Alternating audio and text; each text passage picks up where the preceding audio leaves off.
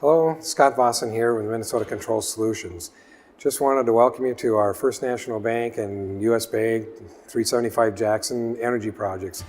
These are the ones that we're putting together for the largest XL rebate that has been delivered over the last 30, 40 years, is my understanding, in the neighborhood of $1.6 million. We're also working on this project as the largest PACE program that has been provided for any project, any energy project in the United States of America. So this thing has a lot of firsts on it. What this is a energy retrofit, taking old pneumatic equipment and retrofitting it to high technology, modern electronic controls. It's going to reduce the carbon footprint of this building significantly, enough to allow the construction of nearly 1,000 houses in the St. Paul area. This project is a culmination of about 3 to 4 years worth of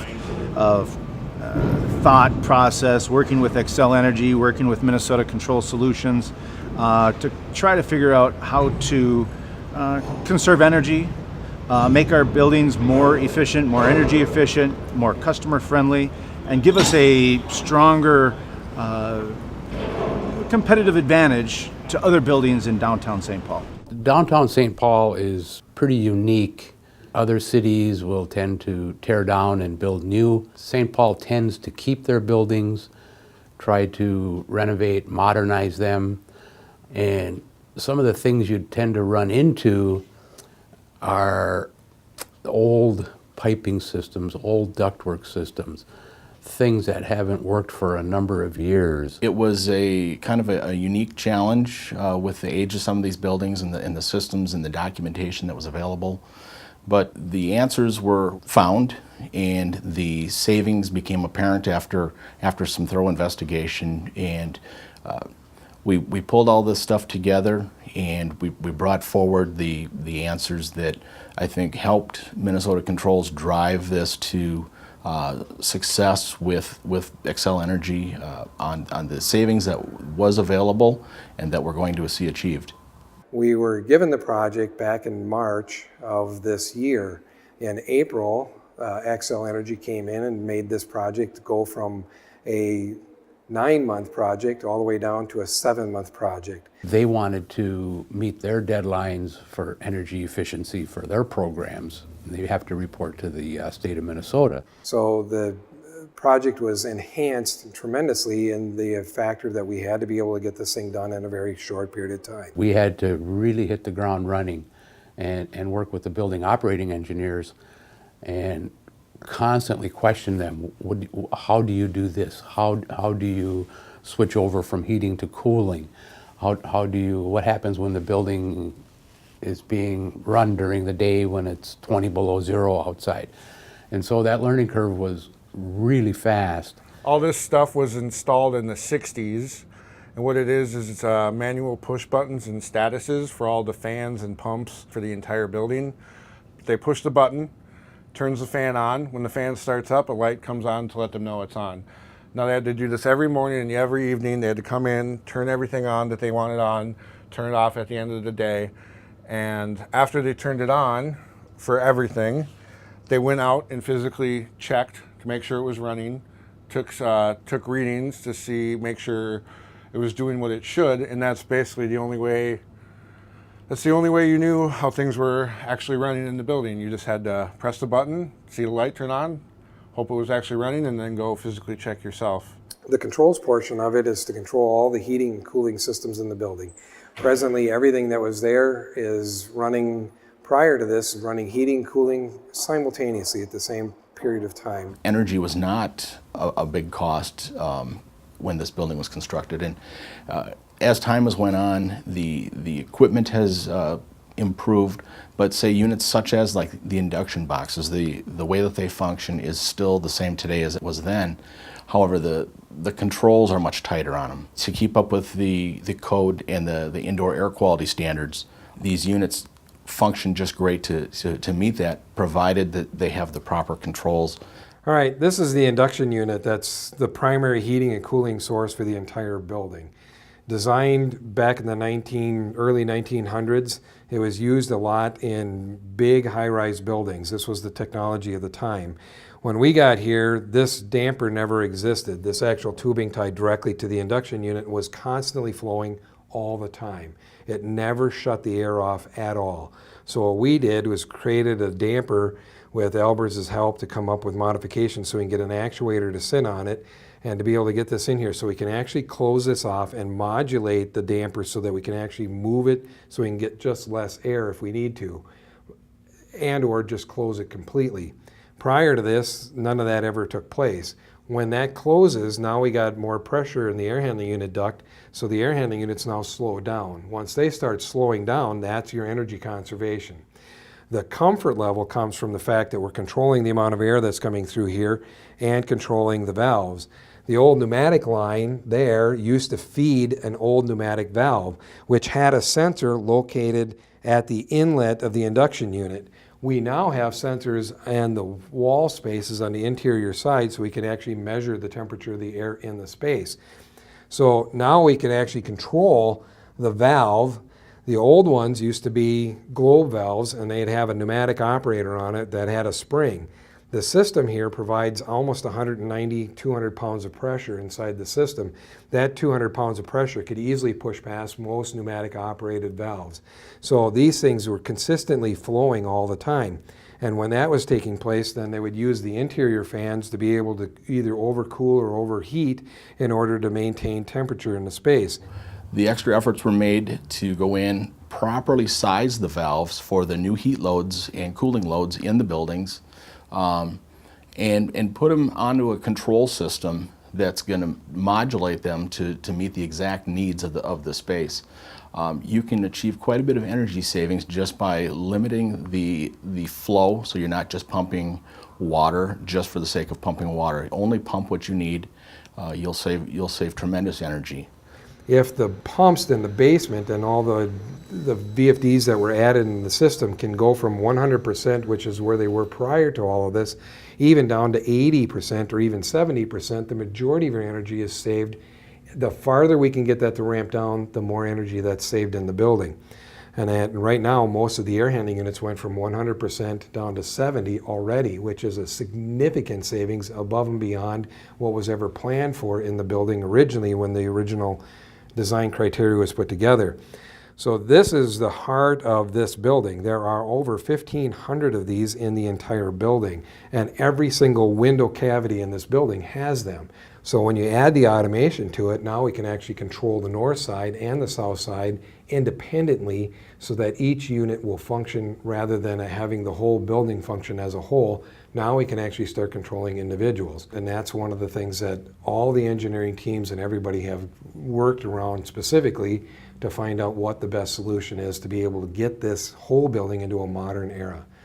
So now all the controls for the building are located on the DDC controllers in the mechanical rooms and in just general spaces around the building. And these controllers that we have are completely fully programmable. All the air handling equipment, valves, pumps, fans, everything basically in these mechanical rooms. So all the wires that go to the certain devices go to those controllers. Those controllers communicate over a LAN network to a, we call it a JACE, and it's basically a web server controller. It talks to all the controllers, populates all the data, and that's where we do all our programming. And then all those talk to us, this computer, which we call a supervisor, which talks to all those JACEs, so it's kind of like a tree. You have a device talking to a controller, talking to a webs controller, talking to the master webs controller. And what we do with that information is we populate graphics so that they can more easily see what's going on in their building. This is an overview of one tower. It has a list of all the air handlers in the tower. You can see all the fan speeds, valves, damper positions.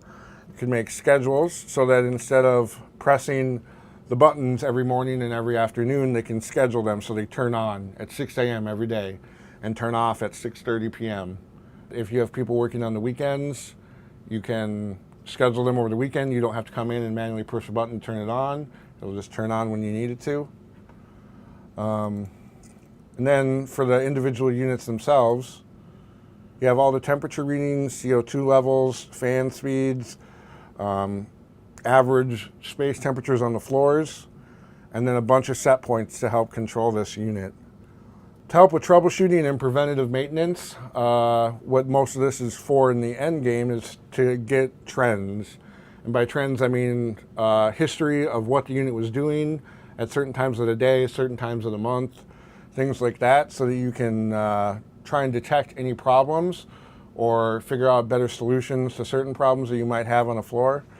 For instance, here we have discharge air temp and economizer dampers, so your outside air dampers. As we can see here, when the outside air dampers open, the discharge air starts to lower. And this can be viewed on any web browser, phone, or tablet. So even if you're off-site, you can look at your stuff remotely, so you can make changes on the fly if you're at dinner or whatever, if you need to make some adjustments, or at home. So that's a big advantage to this kind of stuff too. Scott and his team have put together the Honeywell Webs building automation product to the utmost level. And it's going to be providing energy savings for the building, as well as much more precise control. So we have done this, and we have created this situation where everything can be completely programmed. All of it is adjustable, completely ready to go at any given time. So everything in this room is being controlled by this controller. The lights, the heating, the cooling, and the airflow. Each room will have its own controller, giving it, a specific zone control. Conference rooms can be scheduled through the DDC control system to anticipate when they will be occupied, so that when people do come in, they're at a comfortable level. The lighting is all LED. Everything was reverted from T12s, T8s, old mercury halides were all removed and taken down to an LED level. These are using 15 watts. The original 4-foot bulbs that were in all these fixtures were using 32 watts. So right there, that's half of your energy savings per bulb. And in this building alone, we've installed close to 10,000 of these. And after all 3 buildings are complete, we will be pushing 40,000 lights that we have converted over to LED. We are now controlling every light in the building so that we can turn them on and off from a single computer. We can also be able to control this as occupants leave. They will start shutting down automatically. Things will take place. And all of this without any interference from man or anything else at this point in time. The challenges that we have required, besides everything being brought into a condensed timetable, is now we have one of the larger buildings, a 27-story building next door, the US Bank building. All of their mechanical equipment is sitting on the roof. Today we're basically lifting our new boilers into place, removing the old boilers, and installing the new chiller. We had one of the largest wheeled cranes in the state, actually the largest, provided by Armstrong Rigging. They worked with the City of St. Paul to arrange to have it set up in the intersection out here on Robert Street, a 420-foot boom. It went seamless, nonstop, pick lifted up onto the roof. Steinhagen would roll the equipment into place. At the same time, they would reload the crane, bring it back down to the ground. They made it look very easy, but they moved a lot of the materials up into place very rapidly. Something to really see in action. We had to make sure that the wind speeds were not over 11 miles an hour. We're up 410 feet above the ground level here, so any little bit of wind can send this thing just pushing over the edge. Everything on that crane, everything that took place at that crane was an absolute miracle to be able to get it done in a very short period of time. We went from 2 very large 250 horsepower boilers down to some very small hot water condensing boilers that we actually were able to install 3 much smaller units within the footprint of one of the old boilers. That's how much smaller they are. A very compact but yet robust system was designed and installed. And we're also installing new magnetic bearing chillers, one of the most efficient chillers on the market today. In the First National Bank building is a brand new 1,200-ton chiller in the basement, and also a 300-ton chiller on the north annex. They run at a much, much reduced energy rating compared to anything that was here prior to this. This project is setting us worlds ahead of all of our competition. And we do know that this is going to be the most modern facility in all of St. Paul. Madison Equities did a marvelous job by allowing this project to go through. They took a huge risk, understanding that energy was a big item. Couldn't be more excited to work with the team at Minnesota Controls, Xcel Energy, and really everybody that's been involved in the project. All the way from the planning to the final steps of implementation has gone virtually seamless. Obviously, when you're digging into buildings that are almost 100 years old, there's always fun little nuances that you find. But we're really excited about the opportunity that we had to work with a great team with Minnesota Controls and Xcel Energy and these guys. Everything worked very well. The coordination that it took to be able to get from floor to floor to floor without stepping on each other was an absolute marvel. The project went well because we had a good team. Everybody did their job. Everybody came in and did their job. We came in at night to do this, and if there was one person that didn't show up, it would affect the whole team, and we wouldn't have completed the job when we were supposed to. We at Minvalco have been working with Minnesota Control Solutions and Scott Vossen for many, many years, and we've seen Scott and his team really come full circle. They are top-notch. We've sat down many times and worked through problems and found the best solution for this building to bring it into the 21st century. It should be looked at as a model of what other companies should be looking at to do in other old historic buildings. This is a huge project. This is a shining example. The whole intent is to be able to make it a total intelligent building, and that is the one thing that we really do work well with. You give me a building, we can take anything that you have and we can make it a completely intelligent building.